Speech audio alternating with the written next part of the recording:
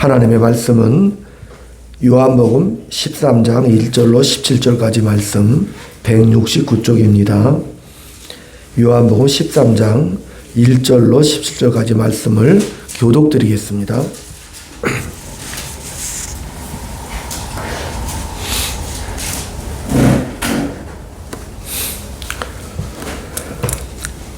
유월절 전에 예수께서 자기가 세상을 떠나 아버지께로 돌아가실 때가 이른 줄 아시고 세상에 있는 자기 사람들을 사랑하시되 끝까지 사랑하시느니라. 마귀가 벌써 시몬의 아들 가룟 유다의 마음에 예수를 팔려는 생각을 넣었더라. 저녁 먹는 중 예수는 아버지께서 모든 것을 자기 손에 맡기신 것과 또 자기가 하나님께로부터 오셨다가 하나님께로 돌아가실 것을 아시고 저녁 잡수시던 자리에서 일어나 겉옷을 벗고 수건을 가져다가 허리에 두르시고 이에 대하여 물을 떠서 제자들의 발을 씻으시고 그 두르신 수건으로 닦기를 시작하여 시몬 베드로에게 이르시니 베드로가 이르되 주여 주께서 내 발을 씻으시나이까. 예수께서 대답하여 이르시되 내가 하는 것을 내가 지금은 알지 못하나 이후에는 알리라. 베드로가 이르되 내 발을 절대로 씻지 못하시리이다. 예수께서 대답하시되 내가 너를 씻어주지 아니하면 네가 나와 상관이 없느니라. 시몬 베드로가 이르되 주여 내 발뿐 아니라 손과 머리도 씻어 주옵소서. 예수께서 이르시되 이미 목욕한 자는 발밖에 씻을 필요가 없느니라. 온몸이 깨끗하니라. 너희가 깨끗하나가 아느니라 하시니 이는 자기를 팔 자가 누구인지 아심이라. 그러므로 다는 깨끗하지 아니하다 하시니라. 그들의 발을 씻으신 후에 옷을 입으시고 다시 앉아 그들에게 이르시되 내가 너희에게 행한 것을 너희가 아느냐. 너희가 나를 선생이라 또는 주라 하니 너희 말이 옳도다. 내가 그러하다. 내가 주와 또는 선생이 되어 너희 발을 씻었으니 너희도 서로 발을 씻어주는 것이 옳으리라. 내가 너희에게 행한 것 같이 너희도 행하게 하려 하여 본을 보였노라. 내가 진실로 진실로 너희에게 이르노니 종이 주인보다 크지 못하고 보내를 받은 자가 보낸 자보다 크지 못하나니. 너희가 이것을 알고 행하면 복이 있으리라. 아멘. 할렐루야. 우리 인사 나눕니다. 주의 사랑으로 사랑합니다. 성도님 덕분에 행복합니다. 네, 천국에서 만날 분 여기서 만나니 영광스럽습니다. 천국에서 만날 분 여기서 만나니 영광스럽습니다. 아멘. 아멘. 깊어가는 가을날 오늘 또 이 말씀을 통해서 함께 은혜 받기를 원합니다. 우리 예수님께서 십자가 지시기 전에 하나님 나라의 가치나 또 어떻게 살아야 할 것을 몸소 행하시고 본을 보여주신 그런 가르침입니다. 뜻밖에도 하나님 나라의 그 특징이 섬김으로 표현되고 있다는 사실입니다. 이 본문의 말씀은 마태복음에서도 그대로 등장을 합니다. 누가복음 7장 또 8절에도 등장을 하는데 우리 예수님께서 제자들의 발을 씻겨주시고 또 그 행동으로 본을 보여주시면서 너희도 이와 같이 하라 이렇게 말씀을 하셨습니다. 이 겉옷을 벗고 수건으로 허리띠를 띠는 모습은 전형적인 그 당시 종의 모습을 지금 보여주고 있다는 사실입니다. 그 당시 종들은 주인이 들어오면은 옷을 벗고 수건을 둘러 발을 씻겨 줍니다. 근데 이 본문이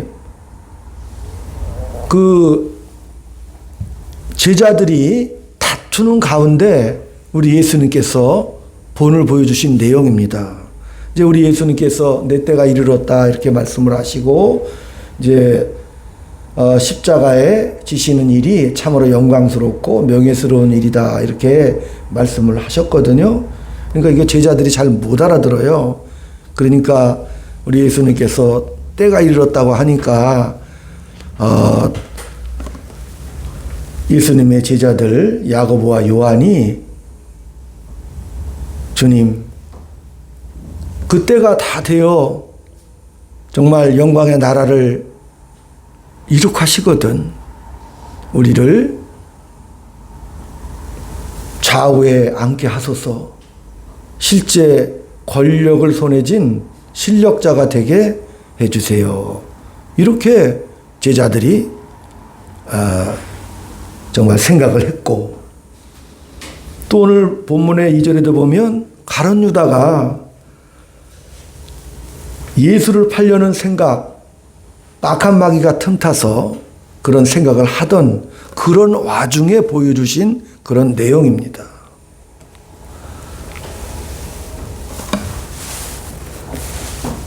(1절에도) 보면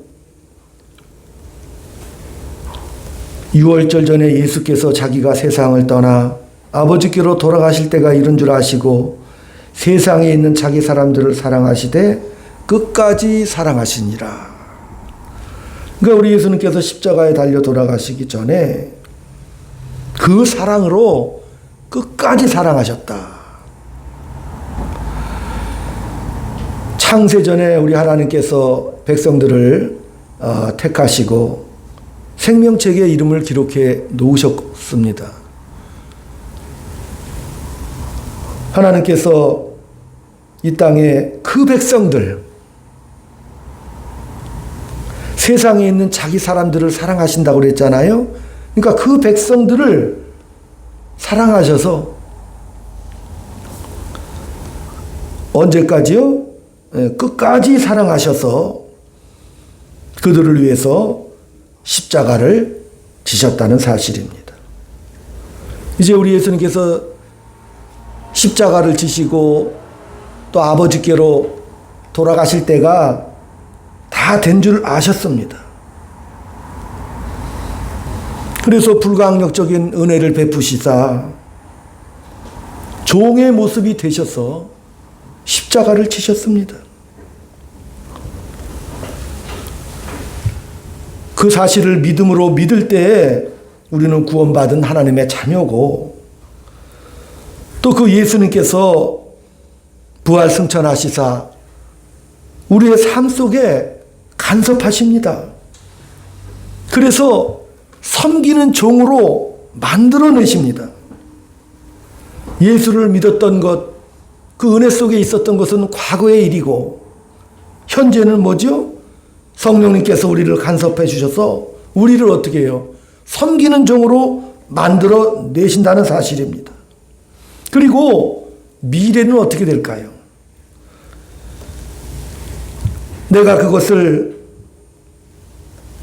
다 지켰다. 너희가 다 내 말에 순종을 했다라고 인정을 해 주십니다.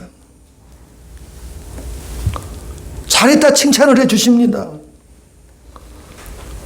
이 땅에서 우리가 할 일이 뭐예요? 하나님을 기다리고 깨어있는 자로 만들어 주시는데 이 모든 것 구원도 하나님의 은혜입니다. 하나님의 선물이고 또 우리가 구원받은 이후 현재를 살아가는 것도 뭐로 살아가요? 믿음으로 살아가지요. 그 하나님의 은혜로 살아갑니다. 포도나무가 가지에 붙어 있으면 열매를 맺듯이 하나님의 은혜로 말미암아 우리가 점점 성숙되어 가지요. 그러니까 그런 자로 만들어 주시는 것. 왜? 우리가 하나님의 은혜와 그 사랑을 부여받은 하나님의 놀라운 피조물이고 저와 여러분이 이름이 뭐냐면 복음왕이에요.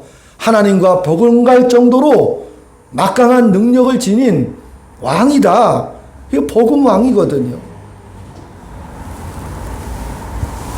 근데 그 신적 생명력을 부여받은 그 복음왕이 이제 하나님께 그 은혜와 사랑을 저버리고 선악과를 따먹음으로 배신을 하지요. 왜? 우리는 복음 왕이지만 하나님께 순종하고 하나님의 은혜를 받아야 살아가는 그런 존재로 애초에 지음을 받았습니다. 그러니까 하나님만을 의지하고 살아가도록 지음받은 그런 존재입니다. 근데 선악과를 따먹고 그 선악과를 따먹은 사건이 너는 피조물을 잊지 말아라. 너는 나만을 의지하도록 지어진 존재다. 이것을 가르치려고 말씀해 주신 거거든요. 신의 영역에 치고 들어갔습니다.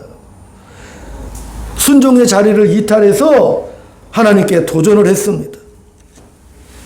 그러니까 이 구원이라는 게 뭐냐면 원래 우리가 있어야 할 자리로 되돌아오는 것이 바로 구원이고 회복이라고 합니다. 사람이 교만해서 그 복음왕이 교만한 마음을 품어서 하나님의 자리를 넘보았지요. 근데 하나님께서 버려두지 아니하시고 일부 무리를 택하셔서 종의 자리로 되돌리시려는 구원의 계획을 세우셨습니다. 그래서 이 구원이 자기 백성을 원래 자리로 불러내는 것이 바로 구원이라는 사실입니다. 그러니까 우리가 하나님을 믿고 이 땅에서 뭐 눈에 보이는 성공과 출세나 높은 꼭대기에 올라가서 부귀영화를 누리는 자리로 올라가는 것이 구원이 아니고, 그죠? 하나님은 그것을 뭐라 그래요? 교만이라고 그러는 거거든요. 애초에 타락할 때도 하나님 자리를 넘보는 것을 교만이라고 했듯이 예수를 믿고도 어떻게 이 복음왕이 다시 또 하나님을 종으로 부리려는 시도들을 합니다. 자기애가 너무 강하니까. 그러니까 하나님께서는 뭐예요? 그 꼭대기로 올라가려고 교만한 자리로 올라가려는 그들을 다시 끌어내려서 순종하는 자리로, 다시 말하면 하나님의 말을 잘 듣는 자로 만들어 주시려고 우리를 끌고 가신다는 사실입니다. 그러니까 우리의 삶이 하나님의 종의 자리로 내려가는 삶이 바로 저와 여러분의 삶입니다. 창세기로부터 요한계시록까지 한마디로 압축을 하면 나는 너의 하나님이 되고 너는 나의 백성이 되리라. 이 모든 우리 인생의 과정이 하나님의 백성 되어지는 과정, 그 과정 전체를 하나님이 끌고 가시겠다라고 선포하시는 거거든요. 성령님께서 우리에게 쏟아져 들어오셔서 네 힘으로 하지 마. 네 열심으로 하지 마. 왜? 우리는 우리의 열심을 부릴수록 어떻게 되는 거예요? 자기가 했다라고 자랑을 하잖아요. 그러나 성령님이 오셔서 우리를 붙잡으시사 그런 교만의 길로 가지 않고 하나님 말씀에 순종하는 자로 점점 자라가도록 은혜를 물붓듯이 부어주십니다. 그래서 그 성숙한 하나님의 자녀로, 하나님의 백성으로, 하나님의 말씀을 잘 듣는 백성으로 지어져 가도록, 돌아가도록 붙잡으시고 인도해 주시는 겁니다. 왜? 구약의 1500년 전 그 역사를 통해 율법을 주었잖아요. 못 지키지요. 지킬 수가 없잖아요. 인간들은 구원을 받은 이후에도 다시 또 율법으로 돌아가. 왜? 자기가 뭘 해야 직성이 풀리잖아요. 그래야 안심이 되죠. 그렇잖아요. 내가 뭔가를 하고 내가 뭔가를 지킴으로 말미암아. 만약에 여러분 구원받는 것이 10억이다 그러면 인생 뼈 빠지게 애를 쓰고 수고해서 10억 만들어서 가죠. 당연히. 그렇죠. 만약에 그렇다면 구원의 값이, 우리 인생들이 자기의 행위와 노력과 열심을 동반해서 그래서 교만한 자리에 올라간다니까요. 그래서 그 교만한 자리에 올라가서 하나님마저도 부리려고 하는 속성이 있다니까. 이 타락한 본성 자체가. 그래서 요한계시록 21장 3절에도 내가 내 눈에 눈물을 씻겨주겠다. 너는 내 백성이 되라. 하나님의 백성이 되면 눈물이 씻겨집니다. 근데 하나님의 백성이 안 되면 어떻게 해요? 사망이나 눈물이나 애통하는 그 모든 것들을 그대로 가지고 지옥으로 간다니까요. 하나님의 자리를, 그 순종의 자리를 떠나버리면 지옥으로 갈 수밖에 없는 거죠. 그걸 말리는 것이 바로, 그 제거하는 것이 바로 구원입니다. 하나님의 백성의 자리로 올라가도록. 그런데 그 일을 하나님이 모두 다 완성해서 선물로 주시겠다는 것이 바로 오늘 본문의 말씀입니다.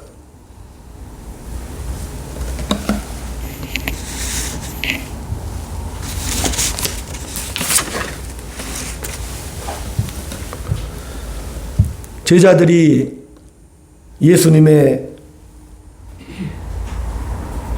그 종의 모습을 바라보면서 이해하기가 힘들었습니다.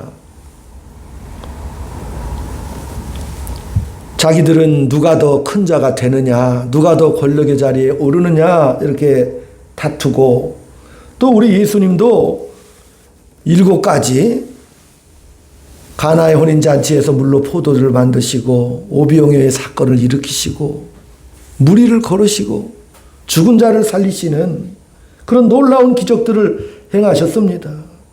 그러니까 그 제자들이 마음대로 기대하고 상상했던 것이죠. 이런 능력으로 정말 우리 예수님께서 왕의 자리에 오른다면 그 권력의 향배가 어떻게 될 것인가 치열한 자리 다툼을 했습니다. 그런데 우리 예수님은 그런 제자들의 기대를 다 저버리시고 오늘 몸소 겉옷을 벗고 수건으로 허리 띠띠우고 제자들의 발을 다 씻기시면서 내가 너희들을 씻어줘야 너희들과 나와 관계가 있다. 씻어주신다는 것, 예수님이 십자가를 지셔야 내가 너희들과 연합해서 너희들의 모든 죄를 다 내가 대속해서 하나님의 자녀로 너희들이 살아갈 수가 있다. 그런 뜻으로 지금 말씀하시는 거거든요. 출애굽기 21장 3절에도 보면 종과 주인의 관계가 잘 설명되고 있습니다. 고대 시대에 빚을 많이 지면 노예로 팔려갑니다. 그래서 6년 동안 종이 주인에게 그가 시키고 바라는 것을 다 해야 돼요. 6년이라는 기간은 책임 완수 기간이거든요. 하여간 죽도록 충성을 해야 돼요. 6년이 다 지나고 7년이 되면 이제 해방을 해주는데 거기에 문제가 하나 있죠. 그 종이 가족들이 있으면 어떻게 해요? 자유함을 얻었지만은 이 종이 자기 아내와 아이들, 그 가족들을 너무나 사랑해. 자기는 자유함을 얻어요. 그러나 자기가 갈 수 없잖아. 왜? 그 안에 자기 아내와 자기 아이들을 사랑했기 때문에. 그때는 법으로 어떻게 해요?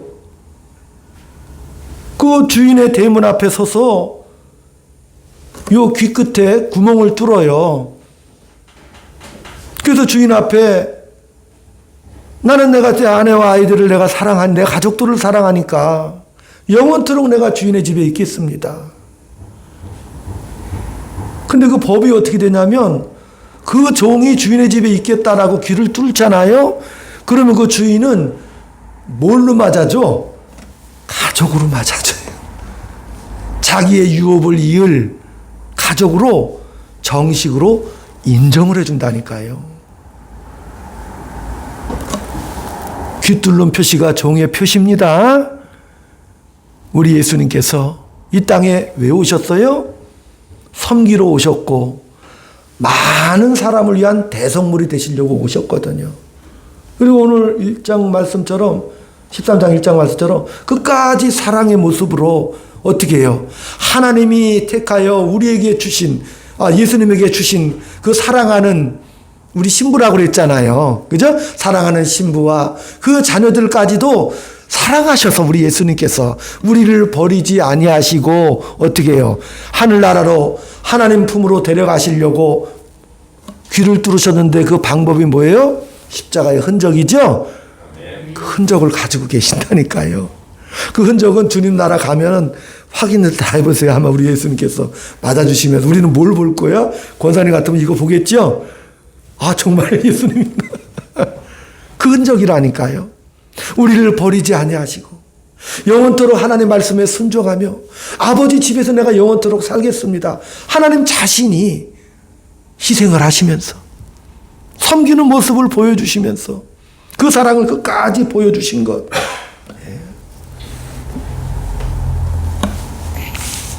그래서 십자가를 지심으로 말미암아 제자들의 기대와 그런 소망들을 다 뒤집어 버리시고 죽음의 길을 가시는 거지요. 그러면서 아주 중요한 말씀을 남겨놓고 가시죠. 너희들 그냥 섬기는 자가 되라.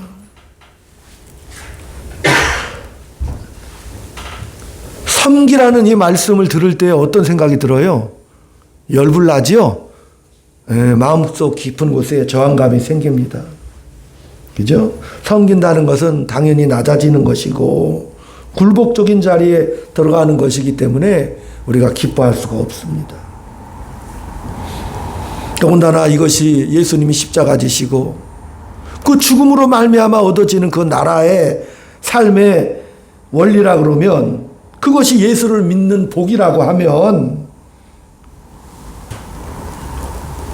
우리가 믿는 믿음으로 말미암아 얻는 보상이 그런 거라면 마음속 깊은 곳에 뭐가 일어나요? 불만이 일어나고 저항이 일어납니다. 전에도 말씀드렸듯이 성령께서 인도하시면서 그 맞는 열매가 성령의 9가지 열매라 그러면 화딱지 나죠? 우리가 다 하기 싫어하는 것들 아니에요? 온유하라고 겸손, 절제, 자비, 충성, 양선 이 모든 것들이 하기 싫은 것들이잖아요. 그걸 맺으라고 하잖아요. 우리가 기대하는 보상과 전혀 다른 모습으로 오늘도 섬기는 자가 되라고 말씀을 하시는 것이죠. 그러니까 우리가 이 땅에 살면서 우리의 본성적인 것을 깨뜨리지 않고는 이것을 받아들일 수가 없는 거죠. 우리 인류는 여태까지도 정의로운 사회를 만들기 위해서 역사가 전진해 왔습니다. 정의사회를 만들어야겠다라 그러면 모든 사람들이 다 수긍을 하지요. 그러나 인류 역사 자체는 정의로운 사회 자체가 이루어진 적이 없다는 사실입니다. 그래서 우리가 혼란스럽습니다. 정의로운 사회라는 것은 부패한 조직과 저항하기 위하여 제시되는 구호와 주장이지만 그러나 그것은 만족할 수 없는 그런 주장이지요. 불이익받지 않고 손해보지 않고 동등한 대접과 기회를 갖는 것이 정의지만은 세상 사람들이 모두 다 이 정의를 기대하지만 그러나 누가 어떤 식으로 이것을 만족시키느냐 그것에 대해서는 아무도 답을 알지 못합니다. 고대로부터 어느 정권이든지 어느 나라든지 잘못된 체제와 정권을 무너뜨리기 위해서 정의를 외쳤지만 그러나 자기가 권력을 갖게 되면 크게 공포라니까요. 그 정의가 누군가에게는 공포가 되고 원망이 결과됩니다. 마찬가지로 우리 모두가 인생을 살면서 예수를 믿는 믿음에 대한 보상이 섬기는 것이라면 그 마음속에는 허망하고 분노와 저항감,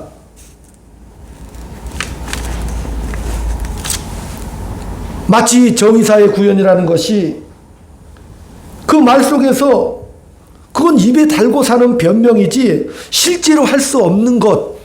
그래서 인생들이 체념하고 정의사의 구현이 안 되니까 마음에 분노가 남잖아요. 지금도 마찬가지고. 그 분노라는 것이 꺼내고 폭발해봐야 아무 이득이 없기 때문에 침묵으로 갑니다. 침묵이라는 게 뭐죠? 대다수 입을 다물고 자기 속내를 말하지 않습니다. 네, 불평하지 않고 미운 털이 박히지 않도록. 그래서 침묵을 하잖아요. 자기가 스스로 존재하지 않는 것처럼 조용히 자기 마음을 표현하지 않고 살아갑니다.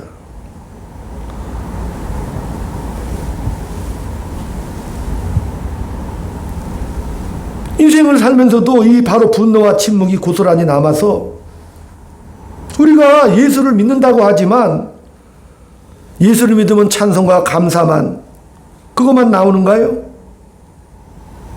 아니잖아요. 섬기라고 그러니까 마음속에 뭐가 남는 거예요? 분노가 남는다니까. 그 마음속에 시 39편을 잠깐 찾아보겠습니다. 시편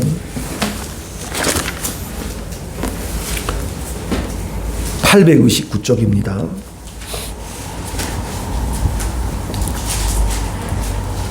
시 39편 1절로 6절 제가 봉독합니다. 829쪽.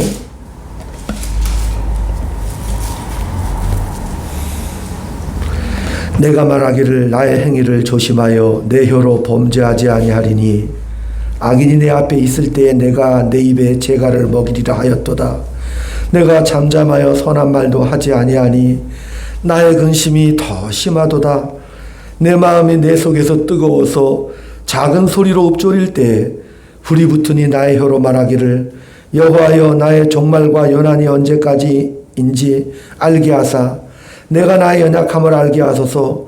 주께서 나의 날을 한 뼘 길이만큼 되게 하심에 나의 일생이 주 앞에 없는 것 같사오니 사람은 그가 든든히 서 있는 때에도 진실로 모두가 허사뿐이니이다. 진실로 각 사람은 그림자같이 다니고 헛된 일로 서론하여 재물을 쌓으나 누가 거둘는지 알지 못하나이다. 이게 무슨 소리냐 하면 이 시편 기자가 하나님 의지하고 순종하고 절제하고 참고 사는데 왜 보상이 없나요? 악당은 더 잘되고 선한 자가 더 억울합니다. 마음속에 분노가 일어나서 못 견디는 거예요. 악당은 자기가 가진 것보다 더 큰 보상을 받아 누립니다. 나는 모든 것을 참고 양심적으로 사는데 나는 왜 맨날 내가 잘못한 것처럼 삶을 살아야 됩니까? 화가 나서 입 다물고 악당들 앞에서 내가 못된 말, 심한 말, 욕도 안 했는데 그 악당들 앞에 좋은 말만 하고 살았는데 그러나 마음속에는 뭐가 남은 거예요? 화가 나서 못 견디잖아요. 이 말이지요. 하나님 내가 살면 얼마나 살겠어요? 내 인생 요거밖에 안 되는데 뭘 참으며 맨날 우리는 그렇게 할 말 못하고 살게 하시는가요? 그런 비명소리예요. 7절에도 보면 주여 이제는 내가 무엇을 말하리요? 나의 소망은 주께 있나이다. 무슨 말이에요? 하나님 왜 나만 보고 참으라고 합니까? 인생이 다 그런 거 아닙니까? 그래요. 하나님 말씀하신 대로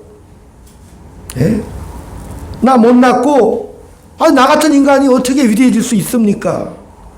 나 주때 그렇게 나 못 살겠습니다라고 시편 기자가 분노로 저항을 합니다.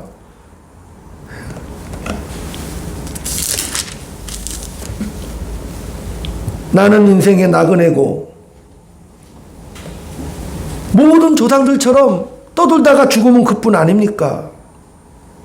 내가 하나님을 믿기는 믿지만 나는 한심하고 별 볼 일 없고 슬프고 그러니 나를 하나님 뭐라고 하지 마십시오라고 절규합니다. 살아있는 동안에 답 좀 주세요. 내가 죽으면 뭡니까 내 인생은?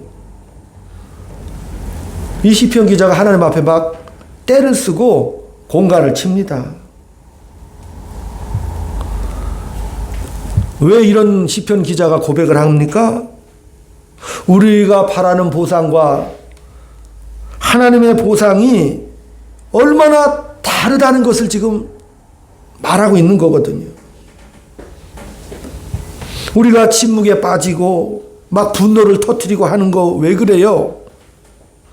내가 분노를 터뜨릴 자격이 있다고 내가 생각하니까 그렇게 터뜨리는 겁니다. 내가 이런 대접을 받아야 되겠는가? 나는 이런 것보다 더 큰 대접을 받아야 된다. 저 악당들은 아무것도 모르고 하나님도 모르고 살아가는데 순전히 악하게 자기 유익과 자기 어떤 그런 목적을 위해 살아가는데, 아니 저렇게 살아도 저렇게 잘 사는데 나는 적어도 하나님을 알고 하나님을 섬기고 살아가는데 나는 이게 뭔가? 그래서 침묵이 깨져서 악을 쓰기 시작하지요. 하나님의 보상을 받아서 침묵이 깨지는 게 아니라 참다 못해서 가슴에서 터져 나오는 절규입니다. 발길질하게 됩니다. 이 시편은 86편으로 다시 갑니다. 86편 다시 한번 넘기시고,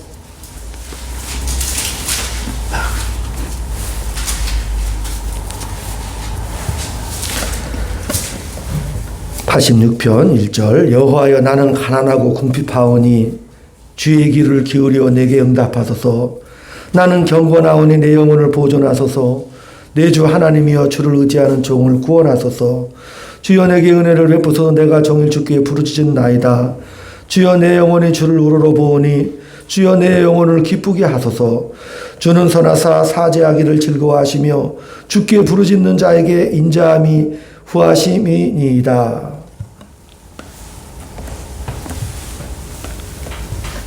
다윗이 하나님 앞에 기도합니다.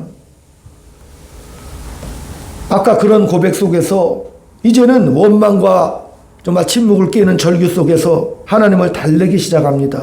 하나님, 이제 지금부터 제가 잘할게요. 기도도 하고 찬송도 잘하겠습니다. 하나님은 하나님이시지 않습니까? 옛날에 출애굽도 하나님이 다 하셨잖아요. 반석에 샘물도 내셨지 않습니까? 하나님, 이게 뭐예요? 내 처지가 뭡니까? 전 너무 괴롭고 정말 얼굴 팔려서, 요즘 말로 하면 쪽팔려서 못 살겠습니다. 하나님 일하십시오. 하나님은 하나님이시지 않습니까? 이게 믿음의 신앙의 선조들이 믿음으로 고백했던 그런 원망들이거든요. 예. 여호와여 주의 도를 내게 가르치소서. 하나님이 위대하시다고 하나님의 위대하심을 열방에 알려주십시오. 하나님의 크심을,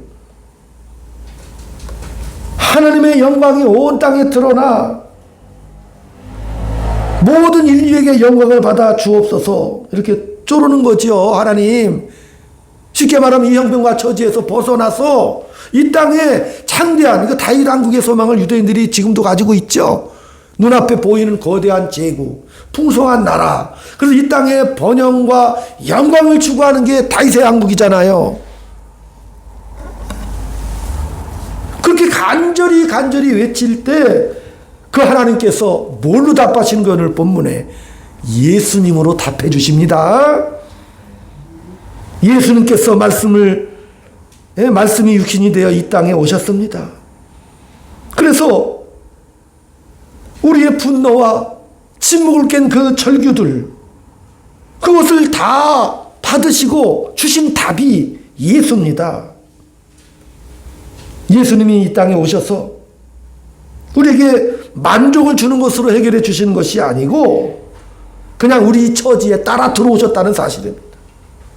우리의 분노와 우리의 조급함과 우리의 비천함과 절망에 따라 들어오셔서, 그래 너 마음껏 절망하고 이제 너 할 거 다 했냐?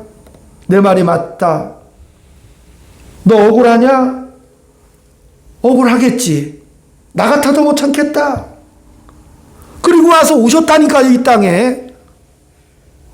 그런 사람들 속으로 그 하나님이 찾아오셨습니다.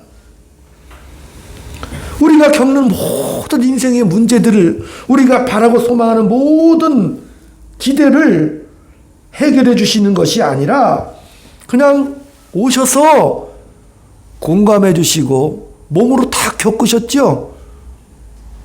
그게 종의 모습이라니까요. 그냥 다 당하십니다. 십자가의 조롱과 모욕과 재판의 모든 과정 속에서 몸소 온갖 고난과 수모를 다 겪으시죠. 하나님이 그걸 다 겪으시잖아요. 그게 공생애고 예수님의 일생이고 십자가고 부활이지요. 근데 우리가 이걸 이해를 못합니다. 예수님이 도대체 무엇 때문에 이렇게 처절하게, 그것도 아주 고급스러운 게 아니라 고난과 수치를 다 겪으면서 죽어가시잖아요. 굳이 그런 과정이 없으면 되겠는데, 아니 복음서에 기록되어 있잖아요. 그 모든 과정들이. 마치 우리가 살아가는 삶의 모습들, 우리가 정말 가슴에 품고 있는 처절한 원망과 침묵, 그런 분노, 그런 것들을 알고, 그죠? 다 겪으시는 것 같지 않습니까? 우리를 뭐라 그랬어요? 1절에 끝까지 사랑하신다고 그랬죠? 그 사랑이 너무 크셔서 따라 들어오셨다니까요. 우리의 모든 고통을 몸으로 겪으셨습니다. 죽음의 자리까지도 다 우리와 같이 이렇게 따라 들어가셨습니다.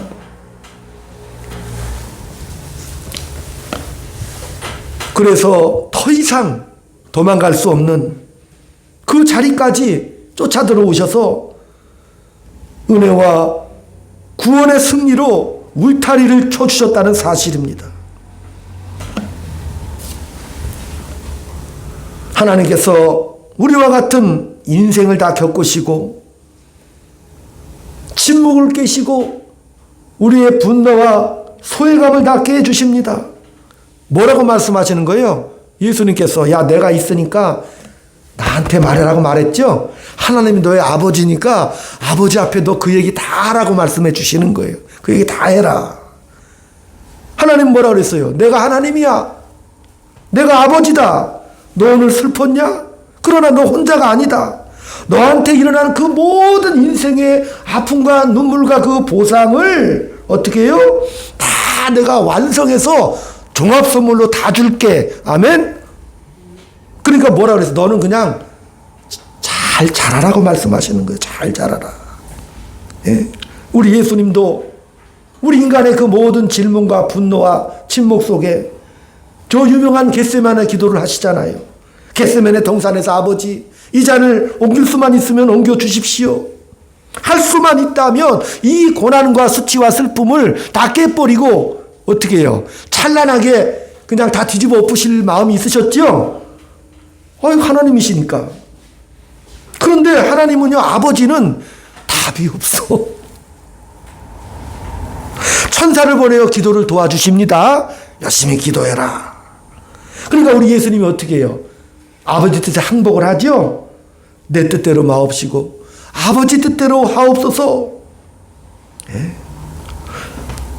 아버지가 대꾸를 안 해주신다니까요. 해답을 안 주시잖아요. 그리고 뭐래요? 그리고 예수님이 어떻게 아버지 뜻이 응답이 안 내려오잖아요. 이게 아버지 뜻이다. 할 수 없으니까 그냥 십자가 지시는 거죠. 예? 하나님의 높고 크신 생각이시지요. 욥도 하나님 앞에 고난 속에 절규했습니다.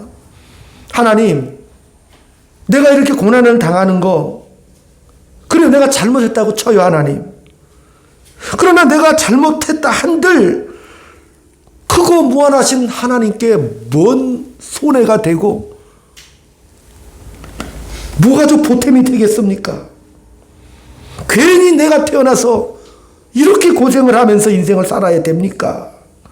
그건 다윗도 했고요. 예레미야도 나 하기 싫은데 백성들에게 하나님의 말씀을 전했죠. 바울도 마찬가지입니다. 이 사망의 몸에서 누가 나를 건져내랴. 고통의 아우성을 쳤습니다.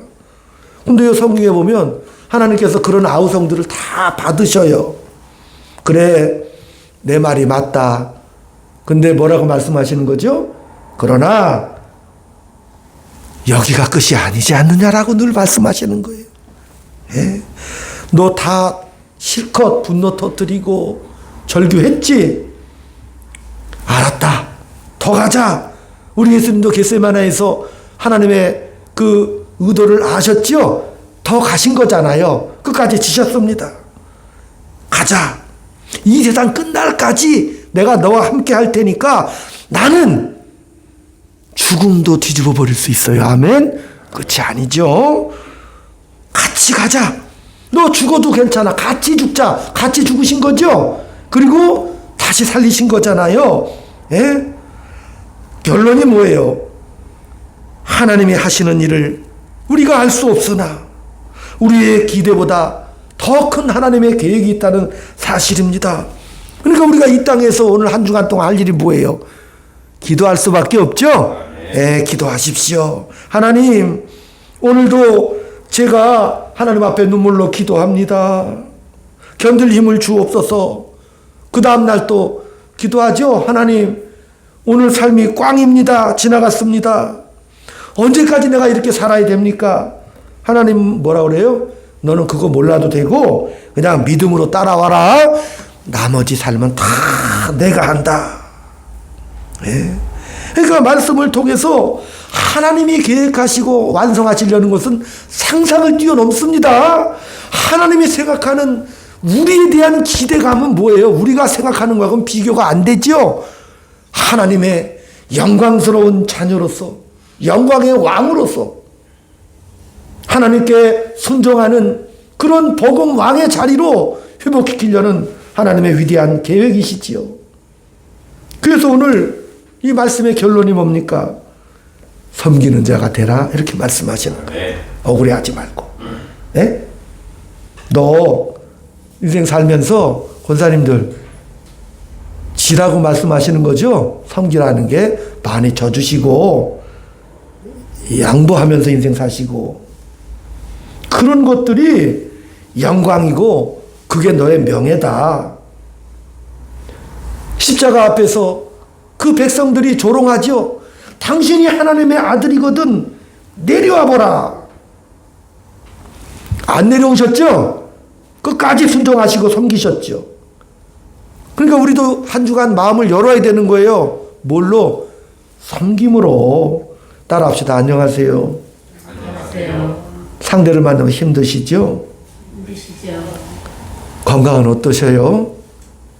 따라합시다. 건강은 어떠십니까? 건강하십니까? 특별히 제가 도와드릴 일은 없습니까? 특별히 제가 도와드릴 일은 없습니까? 제가 기도하겠습니다. 이 땅에서 우리가 해야 될 일이 뭐죠? 입을 닫고 눈은 날마다 이렇게 웃으시면서, 그죠? 그렇게 하는 것이 우리의 명예고 위대함입니다. 기도하겠습니다. 아버지 하나님, 우리가 있는 곳에 우리 주님께서 함께 하심을 믿습니다. 내가 만나는 모든 이들 그 속에서 하나님의 자녀로 섬기며 살아갈 수 있도록 주여 인도하여 주시옵소서. 아멘. 예수님의 이름으로 감사하며 기도 올리옵나이다. 아멘. 아멘. 우리 찬송가 463장을 드립니다.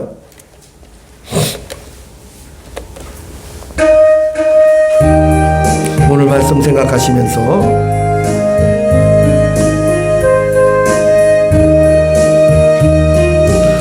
인자 되기 원합니다. 진심으로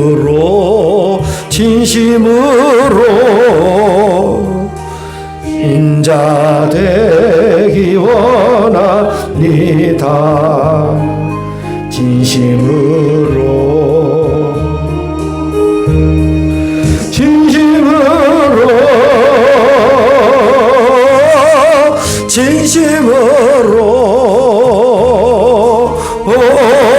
신자 되기 원합니다. 진심으로 사랑하기 원합니다. 진심으로 사랑하기 원합니다. 진심으로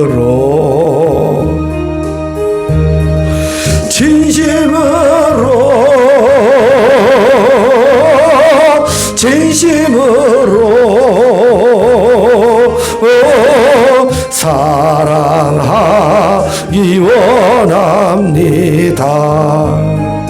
진심으로 거룩하기 원합니다. 진심으로 거룩하기 원합니다. 진심으로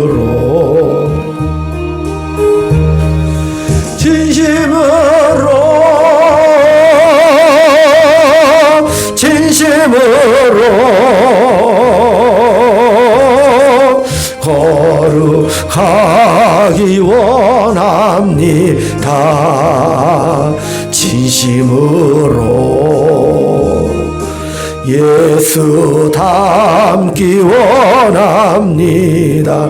진심으로 예수 닮기 원합니다.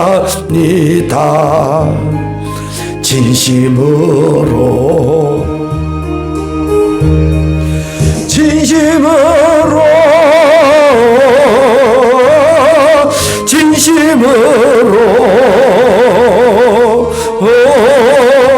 예수 닮기 원합니다. 진심으로. 아멘. 아버지 하나님, 주의 말씀 받들어 말씀 따라 믿음으로 살게 인도해 주심을 감사합니다. 아멘. 주님 앞에 구별하여 정성스럽게 드린 손길마다 은혜로, 또 그 은혜 위에 더 큰 은혜로 덮어주셔서 인생 살며 힘들지 않게 하시고 하나님과 동행하는 놀라운 은혜의 비밀을 깨달아 한 주간 참 기쁨과 참된 평안을 마음껏 품어내며 살아갈 수 있도록 남성기는 아름다운 종애들을 몸소 눈으로 입술로 잘 증거하며 견디며 살아갈 수 있도록 주님 인도하여 주옵소서. 지금은 우리 구주 예수 그리스도의 은혜와 하나님 아버지의 극진하신 사랑하심과 성령님의 감화감동 교통주사 위로 충만하심이 오늘 주 앞에 머리 숙인 사랑하는 주의 자녀들 머리 위에 저들에 속한 가정과 이 교회 위에 지금부터 영원토록 함께 있을지어다. 아멘. 아멘.